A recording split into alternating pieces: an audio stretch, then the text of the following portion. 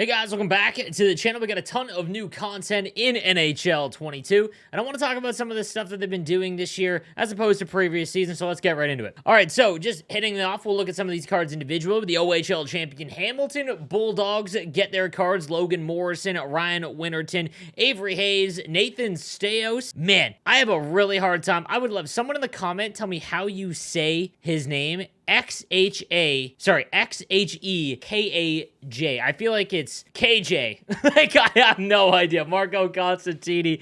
I'm gonna go look that up after the video, but man, I would love anyone to just tell me in the comments, what is your guess on how to pronounce it? All right, then we've also got 3 new primetimes, Rantanen, Landeskog, and Valor Nichushkin for the Colorado Avalanche and their Game 1 win. What a Game 1 that is. This might be the best Stanley Cup final we've had in quite some time. Maybe, I guess, like, the last really good one was probably Boston St. Louis, and that didn't really feature like high-end, like, obviously very, very talented players, but not like the insane skill at every position on the ice that we're seeing in this series. Then we've got some community requests Thursday featuring the 98 Oettinger, Lindholm, Letang, Mark Stone, McAvoy, Peros, Vlade, and Cravier. Man, who is requesting Mark Stone? I don't know. And then this is the coolest one. So we've got the Halloween rivals, but it is the Red Wings and Avalanche. If you are a little bit younger, maybe born after 2000, you weren't alive during this. This was probably the greatest hockey rivalry of all time. And the new ESPN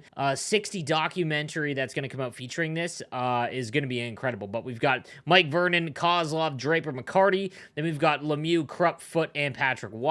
We'll go over some of those as well. And then we've got the foot in the crease, 97 Brett Hull. June 19th in 1999, Brett Hull scores the winning goal in triple overtime to secure the Dallas Stars franchise their first and only Stanley Cup, and Buffalo fans huff. All right, so we're going to start first by taking a look at some of the new cards. The community request Thursday one's the 98 Jake Oettinger. Oettinger is an incredible card this year. He's been one of the better ones that I've faced.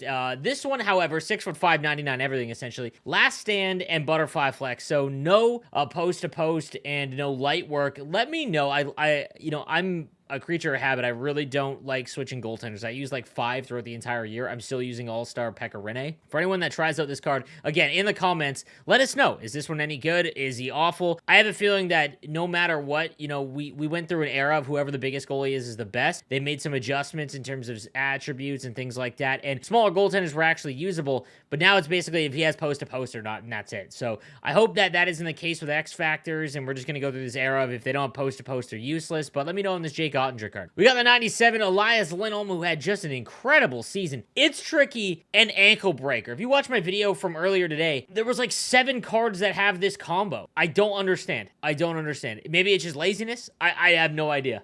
But it's tricky and ankle breaker, 2 of the worst abilities that you can get, unfortunately, on this card. He has Thief as one option as well as Distributor, so he's got mediocre skating for a 97 overall. Honestly, I would sell this, unless you're a Flames fan. 95, Chris Letang with Third Eye and Heat Seeker, brutal abilities. I can't wait to see what happens with the Penguins. I believe the Penguins are owned by the Fenway Group, the guys who own, the group that owns the Boston Red Sox. As a Red Sox fan, I can tell you, they're very analytic-based, and they don't like giving out gigantic contracts to players that don't fit that mold. Mookie Betts is an example, and there was reports that they might not re-sign Letang and Malkin, and that would be the end of an era. I doubt it, but we'll see. And Chris Letang gets the community request card. Mark Stone, 94 overall, one of the better defensive players in the entire game. He's 6'3", has Schneip and Magnetic, and not even 90 skating. Until they fix this, until they give us a little bit of help, Mark Stone cards are essentially for squad battle players. And even then, you're going to have a heck of a time with him because it's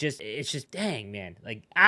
Help him out a little bit. It's like Barkov. Just make him a little bit quicker. That's it. All right, taking a look at some of the primetimes for the Hamilton Bulldogs winning the OHL championship. We've got the 95 overall Logan Morrison, make it snappy. And, dude, it's like the button, it was really close, and they just rotate abilities, and they're just like, like the same button, Anyways, 96 speed, 95 acceleration. Definitely usable if you're a Bulldog fan. These are the cards that are awesome for you. I'm jealous as an Ice Dog fan. The Ice Dogs have been brutal the last 2 seasons, and I don't get very many. So shout out to the Bulldogs for winning the OHL championship. I love the OHL. So Ryan Winterton with puck on a string and make it snappy, 92 speed, 91 acceleration. Not really usable again at this stage. Not worth the cost at least, but if you are a squad battler or just a fan of the Bulldogs, box. Here you go. Avery Hayes gets 1T, an ankle breaker, 95 speed, 95 acceleration. This one isn't bad. However, he's 5'10", but still, this could actually be a pretty fun card. Then taking a look at some of the rivals cards between the Avalanche and the Red Wings, we've got the 99 Patrick Waugh. This one's got dialed in and light work. Light work is not bad. The thing I've always had about, or issue with Patrick Waugh, he's 6'2", which is the kind of the borderline. However, his aggression is always high. This one's at 80. He always plays so far out. His icon cards always have like higher aggression, and it makes him really tough to use because he plays at the top of the crease, and online that's just really tough to use. Mike Vernon, 5, and I could not believe he's 5'9". Obviously, it's gonna be tough to use him, but Mike Vernon, man, what an absolute fight. That tilt between him and Patrick Waugh. Good for him. Adam Foote, one of my favorite cards this year. It's got Shutdown as well as Thunderclap. 94 speed, 94 acceleration. Man, I miss the team builder Adam Foote. That thing was just one of the most fun cards to use this year. Kozlov gets one, 5'10", with wheels and close quarters. Just not a lot of skating, but still a pretty fun Kozlov card. Wait, Krupa, really good Hut card. Usually it's 6'6" with gold Shutdown. Speed under 90 though.